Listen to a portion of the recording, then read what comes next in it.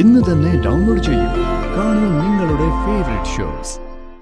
ഇനി എന്റെ മോളുടെ ദേഹത്ത് തൊട്ടാലുണ്ടല്ലോ, നിന്നെ ഞാൻ ജീവനോട് വെച്ചേക്കില്ല. നിർമ്മലയാ പറയുന്നേ. നിങ്ങളുടെ മോളെ തൊട്ടാ നിങ്ങൾ എന്നെ കൊല്ലും. എന്നാ പിന്നെ നിങ്ങളെ തന്നെ തൊടാം. ഒരുപാട് കള്ളം പറഞ്ഞ അമ്മയെ നീ വിശ്വസിക്കണമെന്ന് പറയുന്നതും മണ്ടത്തരവാ. പക്ഷേ അമ്മയ്ക്ക് അറിഞ്ഞൂടാ മോളെ,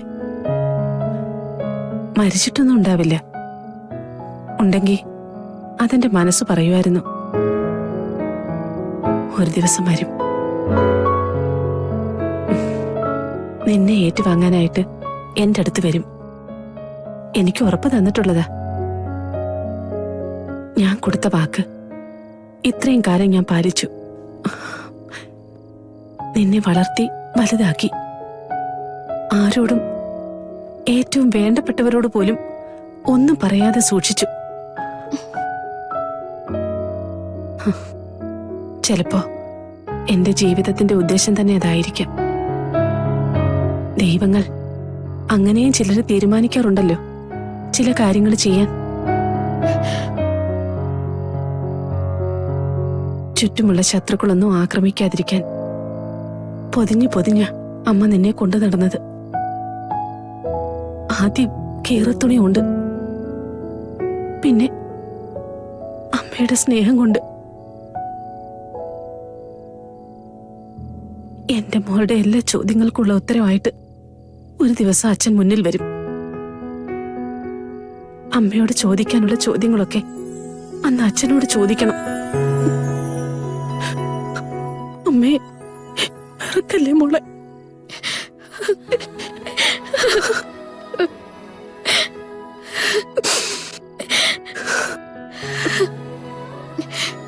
അമ്മ എനിക്ക് ഒരിക്കലും വെറുക്കാൻ പറ്റില്ല. അമ്മ പറയുന്നത് എന്തോ അതാണ് കൃഷ്ണമോളുടെ മനസ്സിലെ സത്യവും. എനിക്ക് അമ്മയല്ലേ ഉള്ളൂ. അമ്മ എന്ത് പറയുന്നോ അത് ഞാൻ അനുസരിക്കൂ. മോളെ,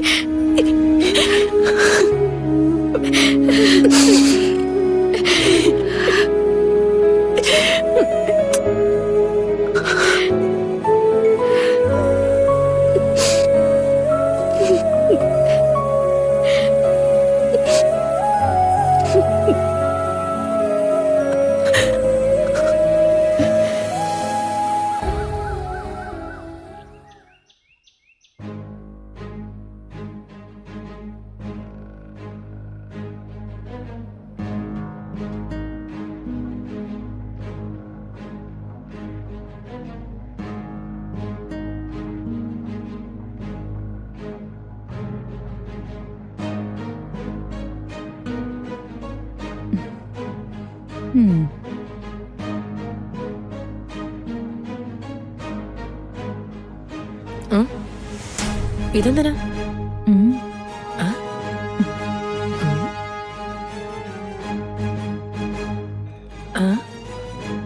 എന്താ?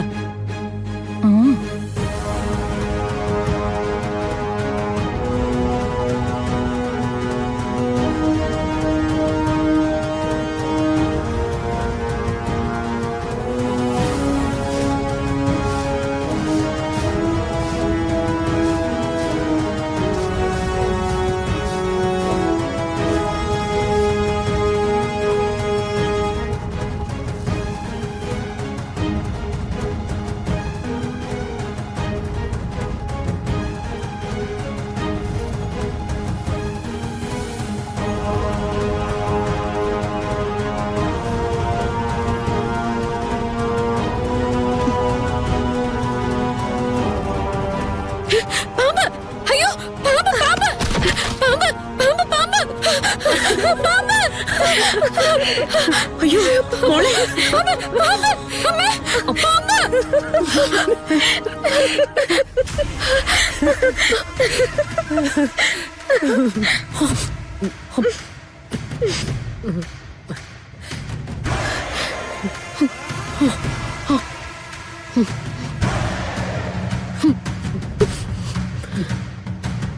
ഗാഥ ശ്രീനിവാസനെ കളിയാക്കാൻ മാത്രം നീ വളർന്നല്ലേ?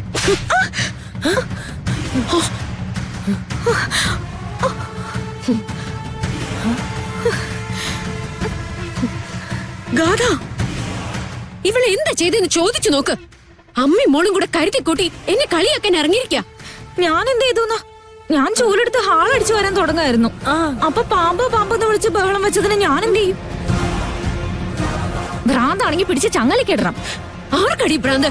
ആർക്കടി ഭ്രാന്ത് എന്നതീ? ഇനി എന്റെ മോളുടെ ദേഹത്ത് തൊട്ടാലുണ്ടല്ലോ, നിന്നെ ഞാൻ ജീവനോട് വെച്ചേക്കില്ല. നിർമ്മലയാ പറയുന്നേ. നിങ്ങളുടെ മോളെ തൊട്ടാ നിങ്ങൾ എന്നെ കൊല്ലും. എന്നാ പിന്നെ നിങ്ങളെ തന്നെ തൊടാം. ചുണ്ടും പിടഞ്ഞു രാവിലെ തന്നെ. ഞാനിത് കാണിക്കുന്നേ. അമ്മ വിടല്ലേ? വരാൻ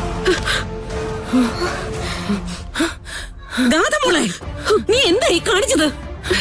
എന്ത് കാരണം പറഞ്ഞാലും വയസ്സിന് മൂത്ത ആളെ കൈ നീട്ടി അടിക്കുന്നത് നല്ല കുടുംബത്തിലെ പെണ്ണിന് ചേർന്നല്ല.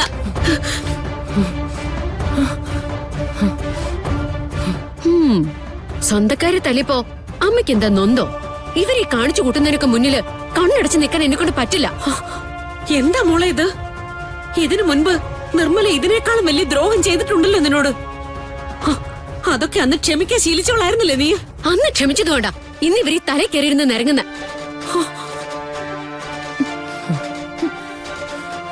നിർമ്മലയുടെ ദേഹത്ത് നീ തൊട്ടിട്ടുണ്ടെങ്കിൽ അത് നിന്റെ മനസ്സിൽ കുറിച്ചു വെച്ചോ. ഇതിന് ഞാൻ പകരം തീർത്തിരിക്കും. ഹോ, കാണാം. കണക്ക് തീർക്കാൻ വരുന്നതിന് മുന്നേ നന്നായിട്ടൊന്ന് ഓർക്കണം, ഞാൻ സിത്താര ശ്രീനിവാസന്റെ മകളാണെന്ന്. കൊന്നിട്ട് ചെന്നാലും എന്റെ അമ്മയുണ്ടാവും എന്നെ രക്ഷിക്കാൻ. മടി.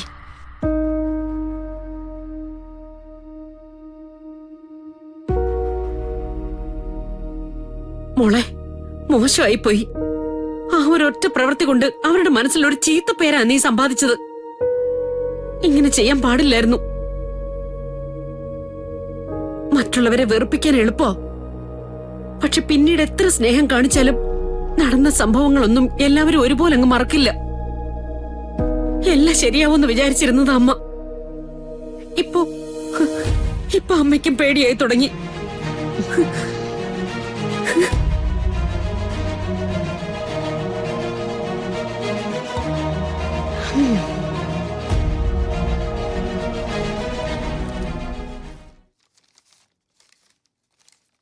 മോളെ കൃഷ്ണേ, പോണ്ട നമുക്ക്.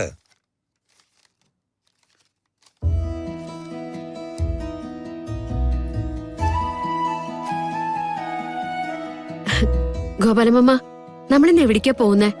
നമുക്ക് എവിടെ വേണമെങ്കിലും പോവാം. ലോട്ടറി വിൽക്കുന്നവർക്ക് അങ്ങനെ ഇന്ന സ്ഥലമൊന്നും ഇല്ലല്ലോ. ആൾക്കാർ കുറച്ചുണ്ടാവണം, പിന്നെ നമ്മുടെ നാവിന്റെ ബലം.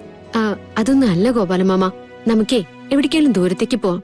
അല്ലെങ്കിൽ നവീന്റെ മുന്നിൽ ചെന്ന് ചാടാനുള്ള സാധ്യതയുണ്ട്. അങ്ങനെയാണെങ്കിൽ നമുക്കൊരു കാര്യം ചെയ്യാം.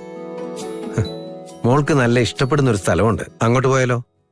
എനിക്ക് ഇഷ്ടപ്പെടുന്ന സ്ഥലം അതേതാ?